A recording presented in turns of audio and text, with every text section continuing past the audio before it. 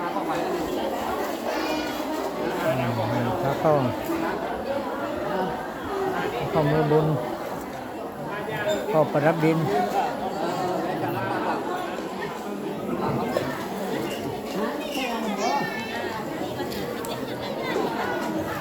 หรือว่าเข้าประดับดินเอากันยังอยู่เนาะ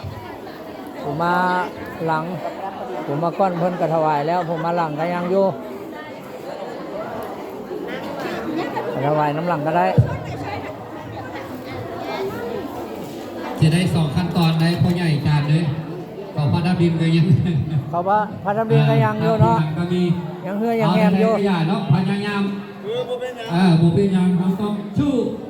บุญบ้านเฮาผู้ทันผู้บ่ทันเด้เนาะผู้บ่ทันก็กินน้ำหลังก็ได้ผู้บ่ทันก็ได้เนาะก็ฝากไว้นำที่สุดคุณนางน้อยธรณีฮะละกันว่าเพิ่นบ่ท่าเอาแท้ๆก็ได้นะเนาะเพราะเฮาไม่นายเพิ่นเฝ้าเมือก็ฝากไว้พุทธศาสนาฝากไว้นำที่สุดคุณนางน้อยธรณีฮอดสิถึงนั่นล่ะแต่ข้าเจ้าขายเครื่องออนไลน์ยังได้ออกมาเป๊ะๆอันนั้นได้เลยต้องมีบัญชีบ่ได้หลายยับมาพี่นะคันนี้เราได้เนาะในการวิดีโอคอลหรือว่าไลฟ์สดกรรมการด้วยมาเอาปั้นใจตัวยอดยังไงเลยจะได้